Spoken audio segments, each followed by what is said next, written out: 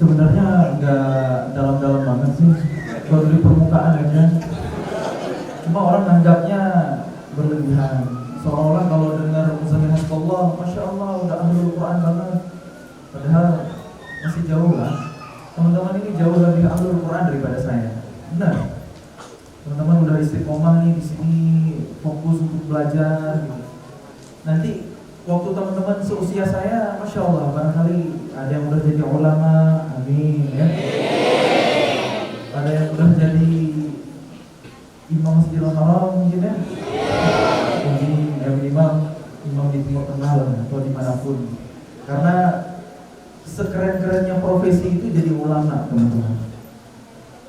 Alhamdulillah hari ini saya jadi arsitek, pernah belajar Quran waktu kecil kayak teman-teman, saya bersyukur. Hari ini dengan wasilah Al-Quran orang kenal saya bersyukur. Mudah-mudahan itu jadi sesuatu yang memberatkan timbangan nanti di akhirat, yang adalah ala khair falahu ajrun mithlu fa'ili. Siapa yang menunjuki jalan kebaikan maka baginya pahala yang sama bagi orang yang mengerjakan. Mudah-mudahan ya Allah jaga niat lillahi ta'ala, ketika berdakwah orang dapat hidayah, kita juga panen pahala.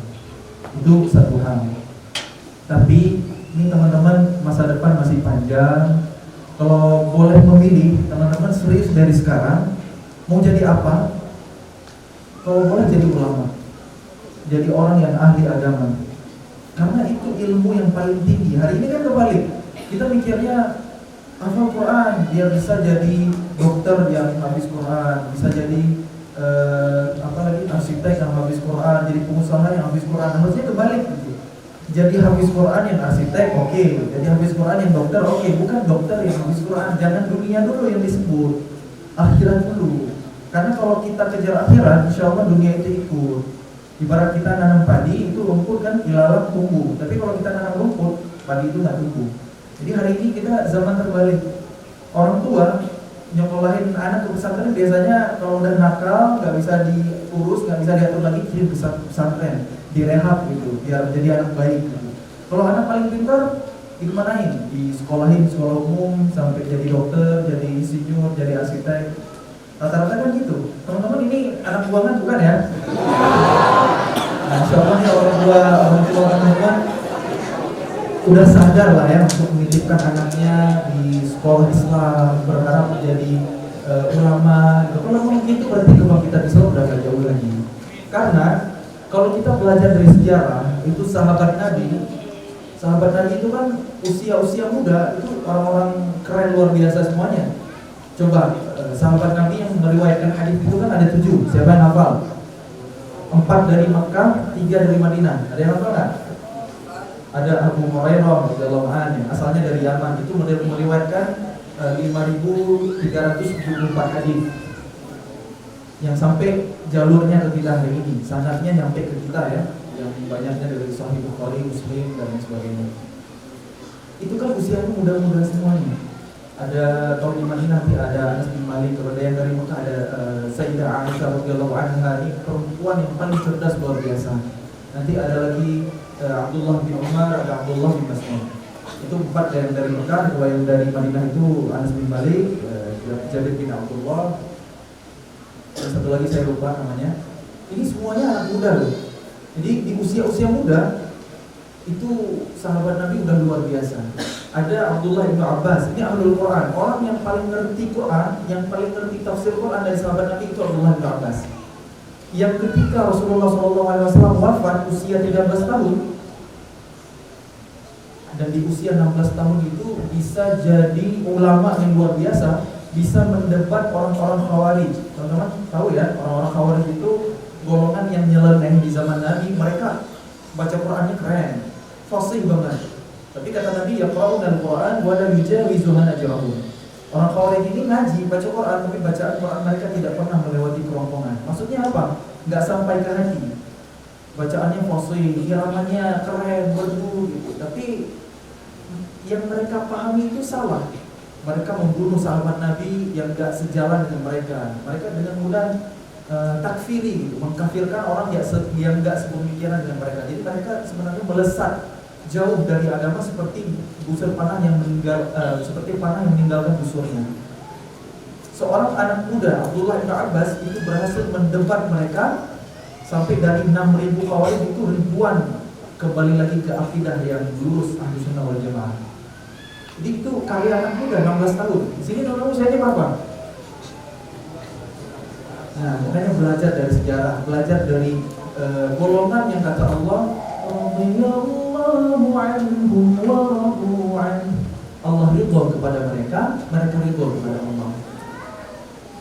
Jadi kalau kita belajar sejarah, kalau kita belajar sirah, maka kita nggak perlu lagi namanya motivator. Quran itu kan isinya sepertiga dari Al-Quran adalah kisah ataupun sejarah.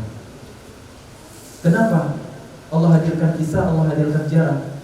Laqad kana fi qasasihim 'ibratun li ulil absar. Sungguh pada kisah-kisah mereka terdapat ibrah. Ibrah itu pelajaran. Ibrah itu artinya nyebrang atau jembatan agar kita terhubung dengan masa lalu. Karena nggak ada yang baru di bawah terik matahari, teman-teman. Sejarah itu selalu berulang, selalu berulang. Contoh ketika perang Badar, Abu Jahal, tahu Abu Jahal ya? Abu Jahal mati terbunuh. Beritanya sampai kepada Nabi. Apa yang diucapkan Nabi? Abu Jahal hada Fir'aun hadhil ummah. Fir'aun itu ada di zaman siapa? Zaman Nabi Musa alaihissalam. Tapi Nabi menyebut Abu Jahal itu Fir'aun. Berarti Fir'aun itu ada aja di tiap zaman. Zaman sekarang ada juga Fir'aun, entah siapa, entah Donald Trump, entah siapa ya. Wallahu a'lam. Dulu di zaman Nabi ada dua kekuatan politik dunia yang besar, imperium ya. Ada Persia di timur, ada Romawi di barat. Hari ini kan juga sama, ada Amerika, ada Cina ya, atau Iran, Persia. Di tengah-tengah nanti ada Turki yang dulunya Daulah Turki Utsmani. Islam itu muncul dari tengah-tengah, dari gurun pasir yang gak ada hasil alam, itu gak tertarik buat Romawi ataupun Persia. Tapi ternyata kekuatan yang tidak diperhitungkan ini tiba-tiba bisa mendominasi dunia dengan bimbingan Allah, dengan Al-Quran. Dan ini membuktikan bahwa Quran itu benar-benar dari sisi Allah, Islam itu benar-benar dari sisi Allah. Allah utus umatnya, Allah utus hamba terbaiknya yaitu Nabi Muhammad SAW, dan hari ini kita jadi pengikutnya. Jadi kalau kita belajar dari sejarah itu luar biasa, menghadirkan semangat belajar, semangat untuk menuntut ilmu, semangat untuk menebarkan manfaat. Karena anak muda itu harus kegalauannya bukan soal diri sendiri. Jadi teman-teman jangan galau nanti kapan ya aku sukses, kapan ya aku nikah, punya rumah sendiri, punya mobil sendiri. Jangan urusan dunia yang remeh-temeh yang bikin kita galau. Kalau kita mati hanya kita mikirin diri sendiri, itu matinya mati kerdil lah, bukan mati besar. Kita belajar dari Quran nih, teman-teman masih anak-anak muda. Ada banyak sekali tokoh-tokoh yang usianya muda, usianya pemuda, kata Allah sebutkan dalam Quran. Contoh ada Nabi Ibrahim alaihissalam waktu usia muda. Qalu sami'na fatan yadhkuruhum yuqalu lahu Ibrahim. Kami mendengar ada seorang anak muda namanya Ibrahim. Apa yang dilakukan oleh Nabi Ibrahim ketika usianya muda? Usia muda Nabi Ibrahim udah menjadi simbol tauhid. Keimanannya udah kokoh luar biasa, pencarian yang panjang sehingga dapat gelar dari Allah Khalilullah, kesayangan Allah, kekasihnya Allah. Nabi Ibrahim kan imannya udah kuat banget nih, udah kokoh. Tapi Nabi Ibrahim kegalauannya bukan hanya diri sendiri, tapi dia Nabi Ibrahim alaihissalam gak rela masyarakatnya berbuat kemusyrikan, menyembah berhala, patung yang dibuat oleh ayahnya sendiri. Sehingga dengan berani Nabi Ibrahim itu menghancurkan berhala-berhala yang disembah oleh masyarakatnya dengan kesadaran penuh, konsekuensi yang tinggi luar biasa, resiko yang besar, dan terbukti Nabi Ibrahim alaihissalam dibakar ke dalam api. Namun Allah sebutkan, Allah selamatkan. Qulna ya naru kuni bardan wa salaman ala Ibrahim. Allah berfirman, wahai api, menjadi dinginlah dan memberikan keselamatan kepada Ibrahim. Allah tolong. Usianya usia apa? Usia pemuda. Ada banyak lagi, teman-teman. Usia Nabi Yusuf ketika digoda oleh seorang perempuan yang sangat cantik, istri raja, paling cantik seluruh negeri Mesir. Pintunya ditutup rapat, gitu. Diajak untuk berbuat perbuatan yang nista. usia pemuda. Tapi Nabi Yusuf alaihissalam berani berkata, oh ya Allah, aku berlindung kepada Allah. Itu yang nyaris nggak bisa dilakukan oleh anak muda kita hari ini. Usia pemuda ya. Ada lagi Ashabul Kahfi. Kalau tadi kita ngomong, oh itu kan nabi, wajar gitu. Ini Ashabul Kahfi bukan nabi. Ada juga contohnya pemuda yang menyelamatkan imannya karena dikejar oleh pengusaha yang zalim. Mereka menetap di gua, Allah tidur,kan 300 ditambah 9 tahun yang kita baca setiap hari Jumat surah Al-Kahfi. Pemuda. Nabi Musa di surah Al-Kahfi juga pemuda ketika belajar kepada Nabi Khidir. Siapa lagi? Ashabul Ukhdud dalam surah Al-Buruj.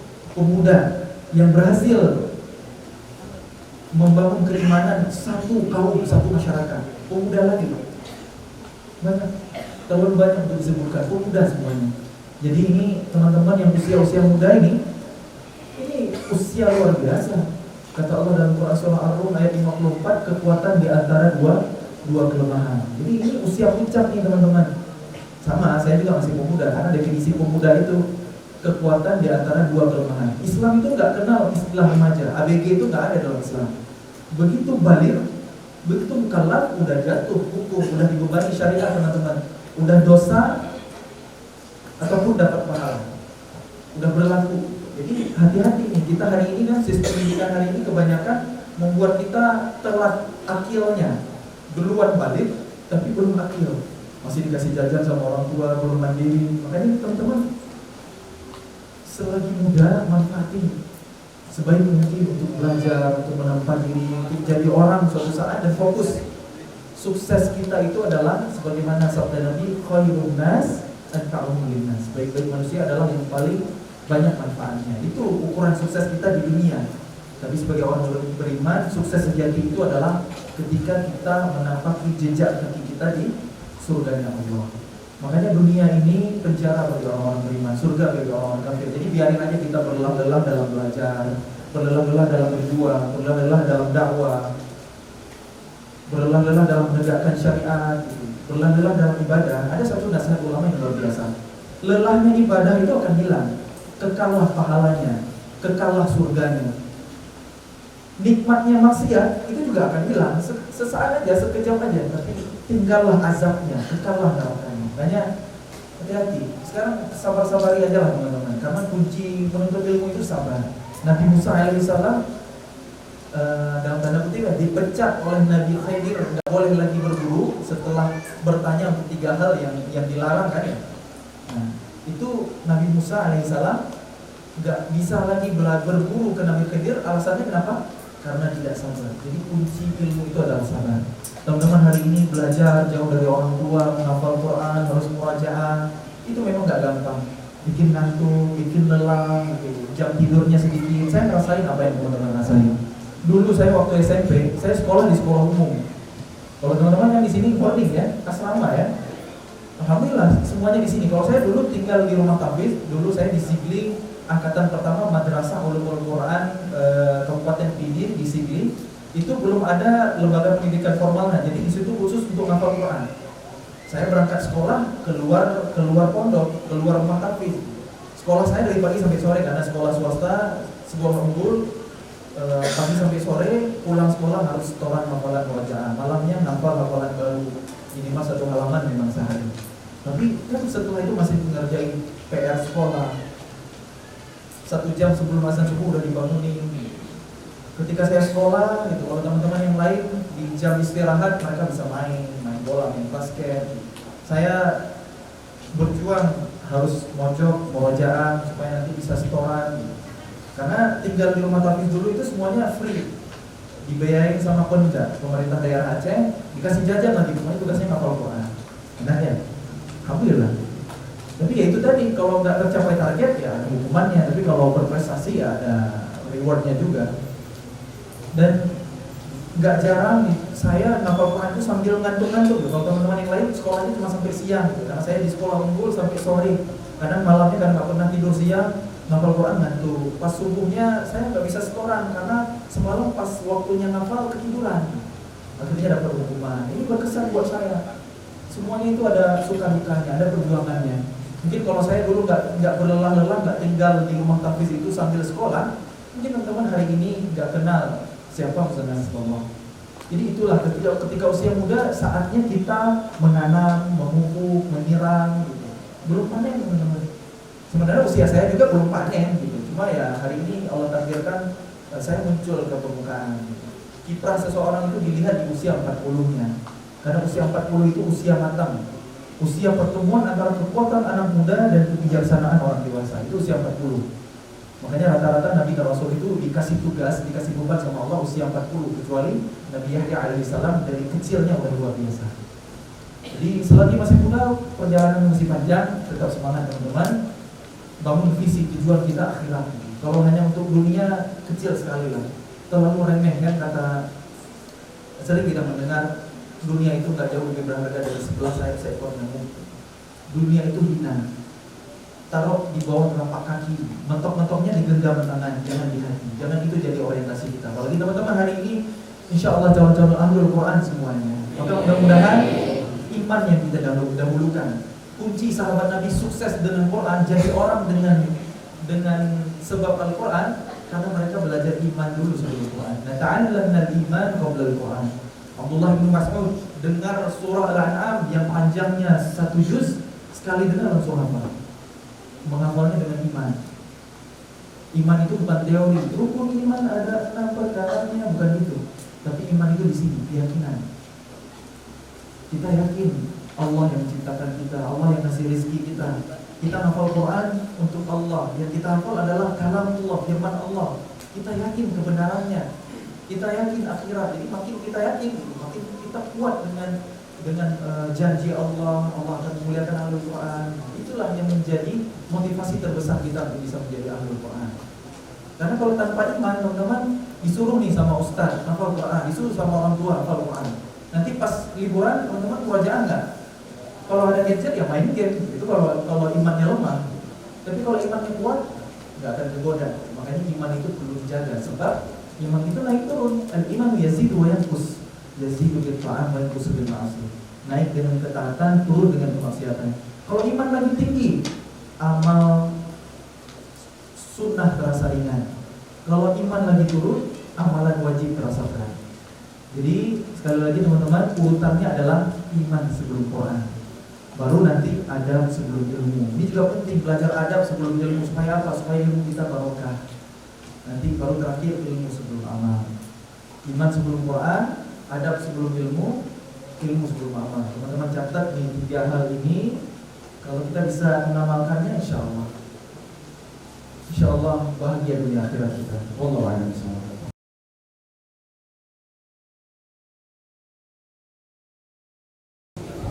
Baik, bismillahirrahmanirrahim.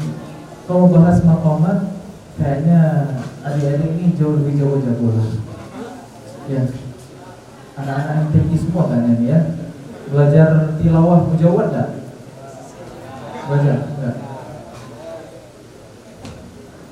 Enggak ya? Enggak fokus ke situ ya? Alhamdulillah. Alhamdulillah. Ya, memang itu pilihan ya, itu pilihan dengan mengejar tajwid karena memang itu yang utama. Karena nggak semua juga setuju dengan maqamat. Ada ulama ahli qiraat seperti Syekh Aiman Suwaid Rushdi, itu pakar tajwid dunia dari Suriah. Beliau kurang setuju kalau Quran itu diiramakan berlebihan, karena menurut beliau itu bisa merusak tajwid. Nah, waktu satu forum dengan Syekh Sa'ad Al-Ghamidi, diwawancara sama salah satu stasiun TV di Timur Tengah, Syekh Sa'ad Al-Ghamidi punya pandangan yang berbeda. Meskipun Syekh Sa'ad Al-Ghamidi nggak belajar maqamat secara serius, ini iramanya apa, ini iramanya apa, tapi pada praktiknya kalau kita dengerin Murattal Syekh Sa'ad Al-Ghamidi yang 30 juz, beliau imam di Madinah ya, sekarang udah sepuh, bacaan Qurannya Masya Allah, tabarakallah, syahdu banget. Tartil, temponya terjaga, tajwidnya bagus, suaranya lembut. Ini syekh favorit saya sepanjang masa. Nah, di murattal beliau yang 30 juz itu ada 7 irama yang beliau ulang-ulang, sama seperti irama yang biasanya kita temukan di musabaqah. Ada 7 irama, mulai dari misalnya di surah Fatihah itu iramanya ras. A'udzubillahi minasyaitonirrajim. Bismillahirrahmanirrahim. Alhamdulillahi rabbil alamin. Ar-rahmanir rahim. Maliki yaumiddin. Iyyaka na'budu wa iyyaka nasta'in. Ini irama ras. Irama ras ini juga dipakai oleh Imam Masjidil Haram yang kita semuanya kenal, Syekh Abdurrahman As-Sudais, dengan variasi yang berbeda. A'udzubillahi minasyaitonirrajim. Bismillahirrahmanirrahim. Irama ini cocok banget untuk menghafal murajaah, tasmi', setoran, syahadah, ini cocok. Karena karakternya yang tegas, terus santai juga, nggak bikin ngantuk ya. Nah, ini irama ras namanya teman-teman. Kalau belum tahu, udah tahu belum? Belum ya. Ini namanya irama ras. Tapi nggak harus tahu lah.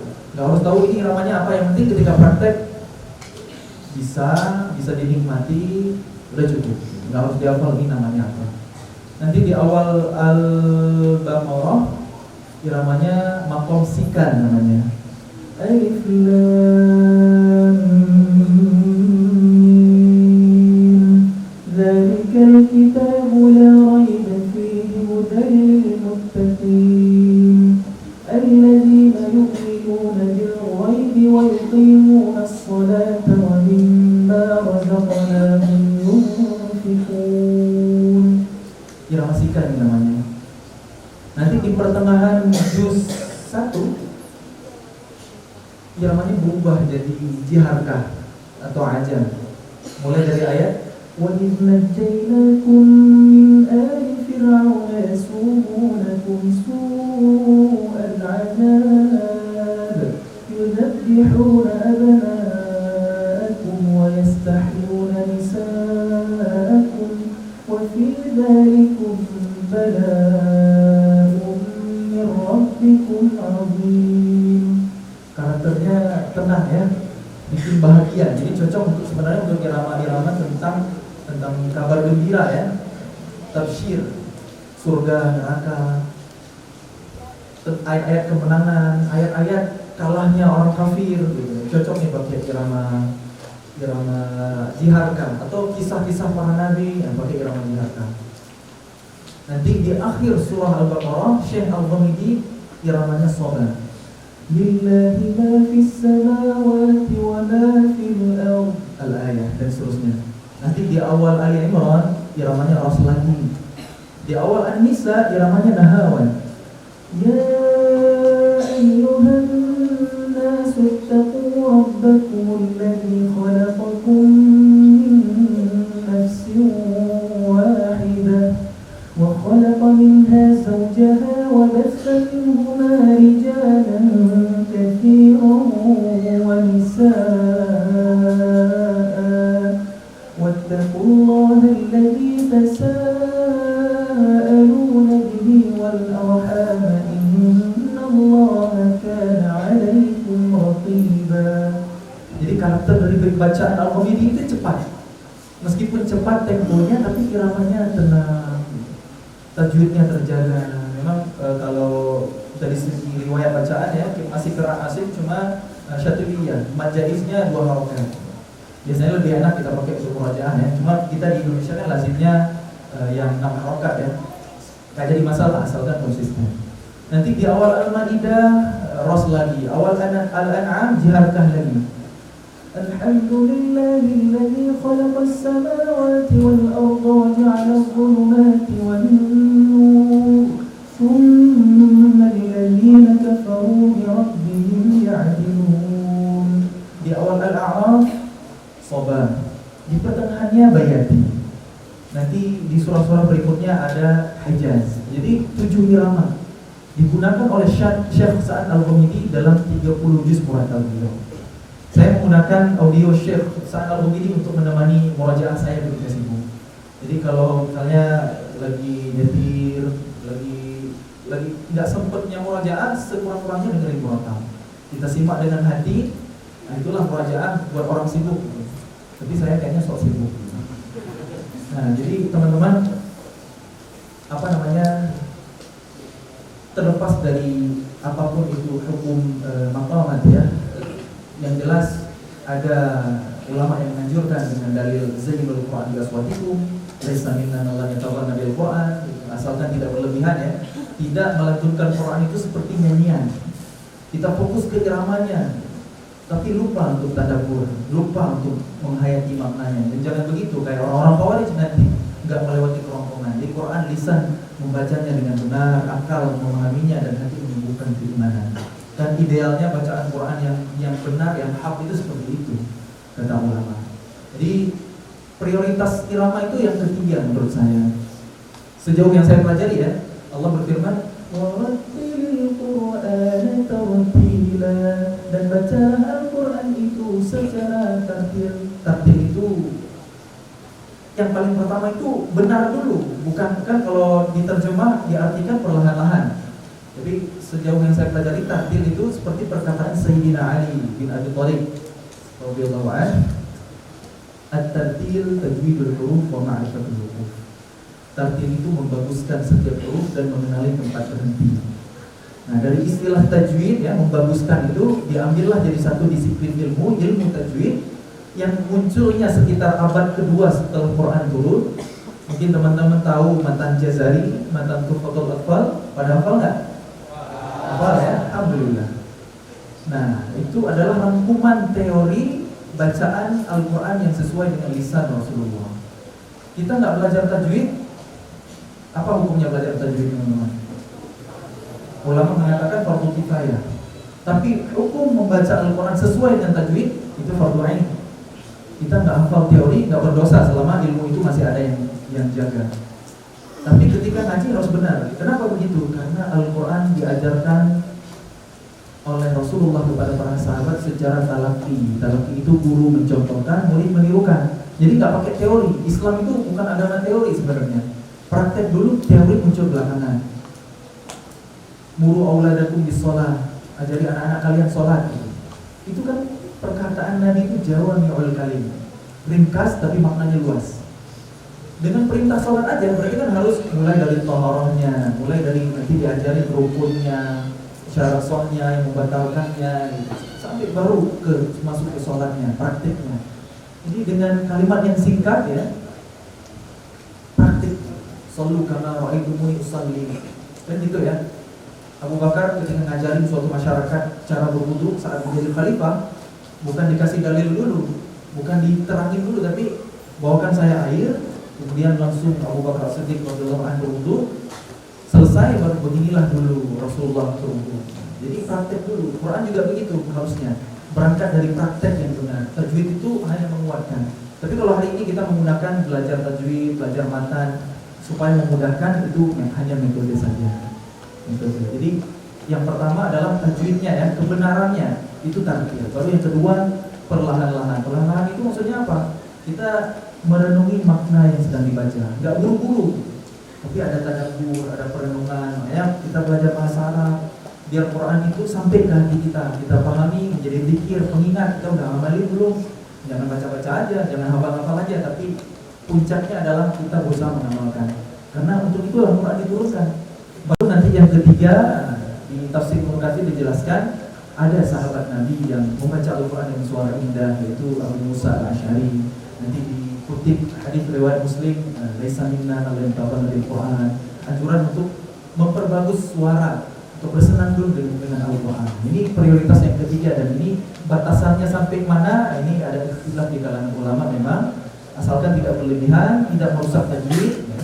Irama yang mengikuti tajwid, bukan tajwid mengikuti irama. Karena kalau hanya diajarkan irama, nggak beralih ke yang lain, hanya semangat Quran karena iramanya aja, ini juga berbahaya ya. Jangan sampai jadi fitnah. Kita senang dengerin Quran hanya kalau dilakukan oleh qari yang suaranya indah. Jadi yang kita kagumi itu firman Allah atau suara qarinya. Kita baru semangat sholat panjang kalau imamnya suaranya enak misalnya. Harusnya kalau kita benar belajar Quran, kita paham Quran, kita tadabbur, kita mengerti keindahan bahasa Al-Quran, mukjizat Al-Quran, dibacain biasa-biasa aja, kita akan tersentuh. Kita bisa nangis gitu. Kalau kita paham, tadi imam-imam Masjidil Haram itu kenapa iramanya itu biasa aja. tidak berlebihan cengkoknya, tapi penghayatannya luar biasa. Sampai pada ayat azab bisa nangis, bisa terhenti bacaannya. Nah, itulah tadabbur.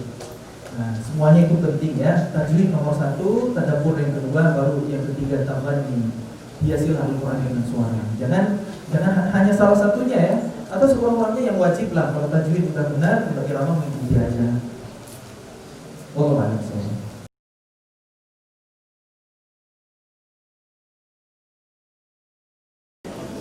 Baik, teman-teman semuanya yang disayang Allah, istiqomah itu memang berat. Berat nggak istiqomah? Karena kalau ringan dan nikmat itu istirahat, ya. Betul nggak? Ya, karena istiqomah itu berat, maka harus dipaksa. Konsep beribadah dengan maksiat itu beda. Seperti yang saya sampaikan tadi, ibadah itu nikmat pada ibadah itu berat pada awalnya, tapi nikmat pada ujungnya. Beda dengan maksiat. Maksiat itu nikmat di awalnya, hambar di tengahnya, menyesal pada ujungnya. Itu maksiat. Tapi kalau ibadah berat di awal, lama-lama terbiasa, ujungnya nikmat. Kita ketika belum lancar membaca Al-Quran, berat. Hafalan belum rutin, berat. Tapi coba kalau udah lancar, udah rutin, kapanpun, dimanapun kita bisa belajar. Contoh paling simpel itu surah Al-Fatihah, mungkin nggak kita lupa. Nikmat nggak kita baca surah Al-Fatihah? Dalam mimpi pun kita bisa ya Al-Fatihah. Saking bersenyawa dengan kita. Apa sebabnya? Karena saking banyaknya pengulangan. Sehari minimal 17 kali kita baca dalam tiap rakaat sholat. Jadi surah Al-Fatihah itu kita mustahil lupa.